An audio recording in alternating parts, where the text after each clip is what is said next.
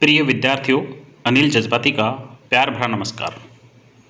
इससे पहले मैंने भाग प्रथम में कवि रहीम के जो पद थे उनके बारे में विवरण किया था।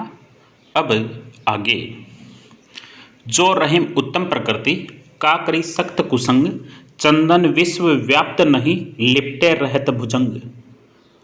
उत्तम का अर्थ था अच्छा, प्रकृति यानी स्वभाव वाला, का यानी क्या, कर यानी कर सकती है, सकत यानी शक्ति है, कर यानी करना, कुसंग बुरी संगति।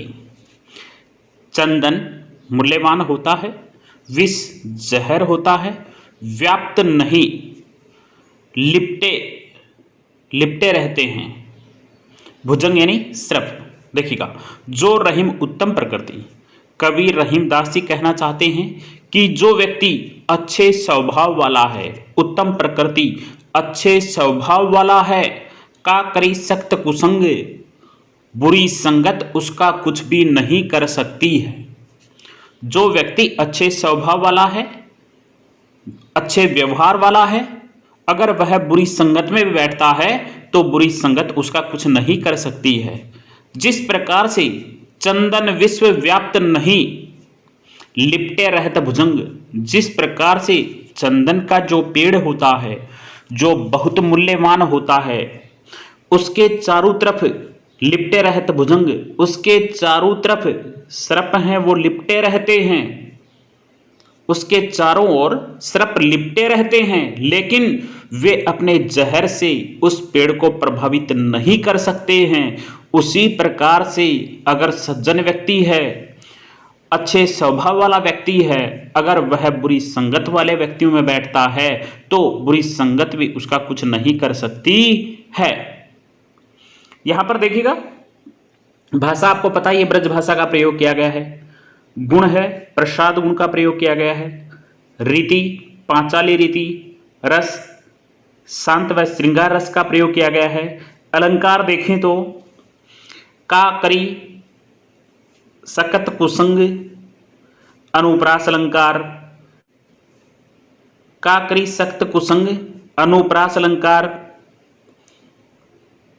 शैली देखें तो दृष्टांत परक या संदेशात्मक शैली का प्रयोग किया गया है।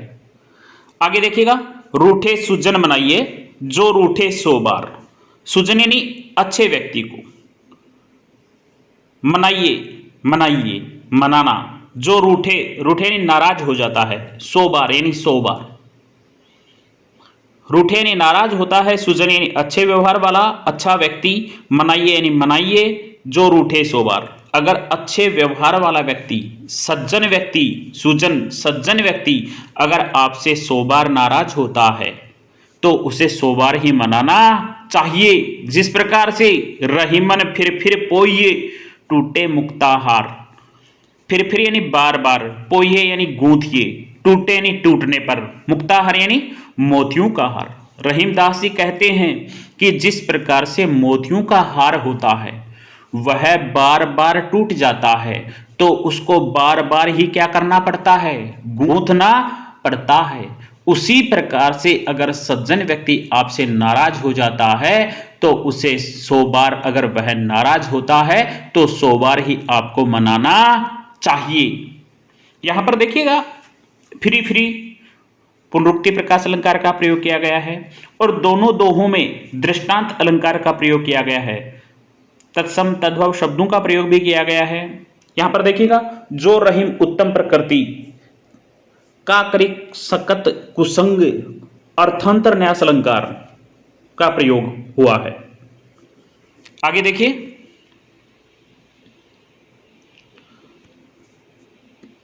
फल नहीं खात है, सरबर पिए ही न पान, कही रहीम पर काज हित, संपत्ति संचय ही सुजान। तरवर का अर्थ है पेड़ पौधे, वृक्ष, पेड़। नहीं यानी नहीं खाते, नहीं खाते हैं। सरबर यानी तालाब, पिए ही यानी पीना, पानी यानी पानी। पेड़ पौधे हैं वे कभी भी अपने फल नहीं खाते हैं।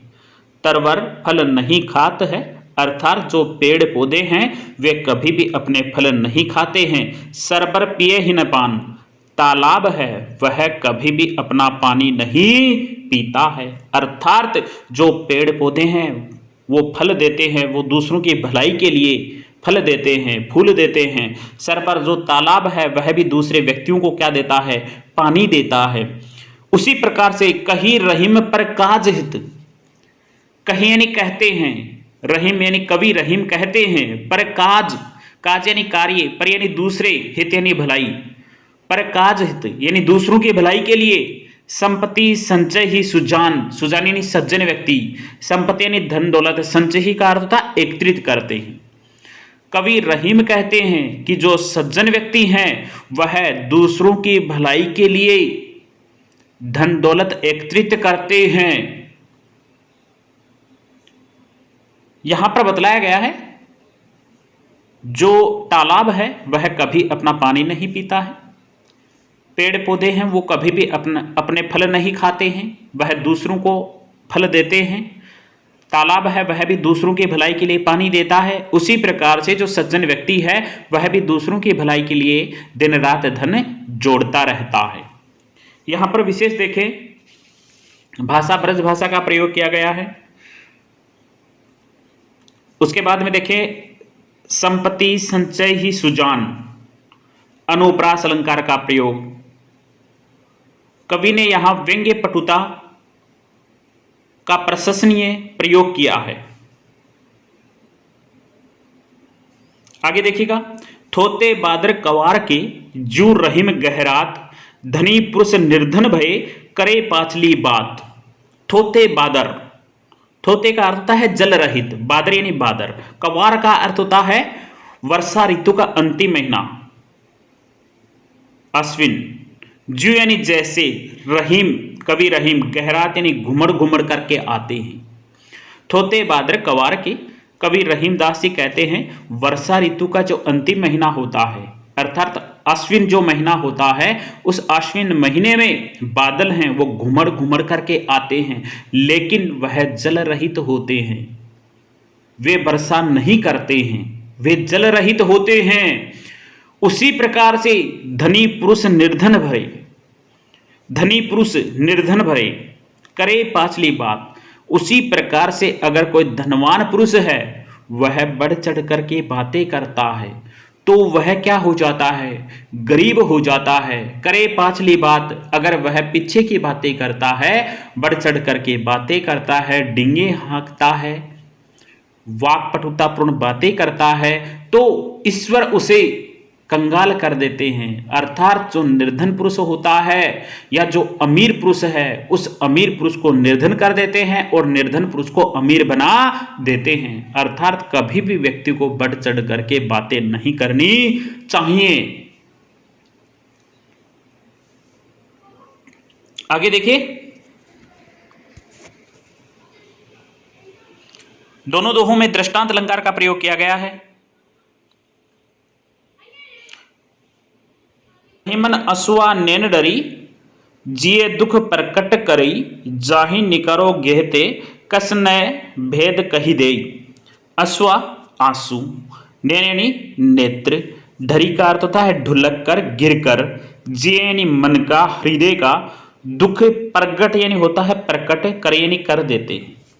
रहीमदास जी कहते हैं कि जिस मनुष्य के मन में, जिस मनुष्य के हृदय में दुख होता है वह दुख दूसरों के सामने प्रकट कर देता है। किस प्रकार से, अपनी आंखों में से आंसू गिरा करके। रहीमन असवा नैन डरी यानी जो व्यक्ति दुखों से परिपूर्ण होता है, जिसके जीवन में दुख होते हैं, वह व्यक्ति अपने आंखों से आंसू गिरा करके अपने दुख को दूसरों के सामने प्रकट कर देता है, लेकिन उसे ऐसा नहीं करना चाहिए। जिस प्रकार से जाहि निकारो गेहते, जाहि यानी जिसे, निकारो यानी निकालो, गेह यानी घर से, कस नय भेद कही देई, वही जाकर के आपके रहस्यों, भेद यानी रहस्य, वह व्यक्ति जाकर के आपके रहस्यों को कह देता है। अर्थात रहीमदास जी कहना चाहते हैं कि कभी भी अपने मन की बात किसी दूसरे व्यक्ति को नहीं बताना चाहिए, अपने रहस्य को दूसरे को नहीं बताना चाहिए, क्योंकि जब आप उसे अपने घर से निकालोगे तो वह व्यक्ति दूसरे व्यक्ति को जाकर अपने घर का जो रहस्य है उस रहस्य को दूसरे व्यक्तियों के सामने प्रकट कर देता है। अर्थात यहां पर बतलाया गया है कि रावण का जो भाई विभीषण था वह बहुत सज्जन था। रावण ने उन्हें घर से निकाल दिया, लेकिन जब वह घर से गए तो उन्होंने भगवान श्री राम को रावण के बारे में बतला दिया, उनके रहस्य के बारे में बतला दिया। आज भी उन्होंने जो कार्य किया था वह बहुत अच्छा किया था, लेकिन आज भी लोग उनको घर का भेदी कहते हैं। उन्होंने जो कार्य किया वह बहुत अच्छा किया, लेकिन आज लोग उन्हें घर का भेदी कहते हैं। अर्थात कभी भी किसी व्यक्ति को अपने रहस्य के बारे में नहीं बताना चाहिए। आगे देखिए, रहे मन निज मन की बीथा, मन ही राखो गोई। निज यानी खुद की, बीथा व्यथा पीड़ा, राखो यानी रखिए, गोई यानी छिपा करके। रहीमदास जी कहना चाह रहे हैं कि हमेशा अपने मन की जो पीड़ा है, मन की व्यथा है, उसे मन में ही छिपा कर रखनी चाहिए। रहीमन निज मन की बीथा, रहीमदास जी कहते हैं अपने मन की जो बीथा यानी पीड़ा है, व्यथा है, उसे मन में ही राखो गोई, उसे मन में ही छिपा कर रखनी चाहिए, कभी किसी को नहीं बताना चाहिए। सुनी हटिले है लोग सब, सुनी यानी सुनकर के, अठिले है यानी हंसी उड़ाएंगे लोग सब। आपकी बातों को सुनकर के संसार के सभी लोग क्या करेंगे? हंसी उड़ाएंगे। बांटी न लेह कोई, उस पीड़ा को कोई भी नहीं बांट सकता है। अर्थात कवि रहीमदास जी कहना चाहते हैं कि आपके मन की जो पीड़ा है उसे कभी भी किसी व्यक्ति के सामने प्रकट नहीं करनी चाहिए। अगर आप दूसरे व्यक्तियों के सामने प्रकट करते हैं तो वह व्यक्ति उस बात को आनंदित हो करके, हंस हंस करके उस बात को दूसरे व्यक्तियों के सामने प्रकट करते हैं। इसलिए आप अपने मन में ही अपने रहस्य को, अपनी पीड़ा को, अपनी वेदना को छिपा कर रखनी चाहिए। यहां पर देखिएगा दृष्टांत अलंकार का प्रयोग किया गया है दोनों दोहों में। शैली देखें, परामर्शपरक शैली, उपदेशात्मक शैली का प्रयोग किया गया है। इसके बाद में जो दोहे बचे हैं वो अगले वीडियो में लेंगे।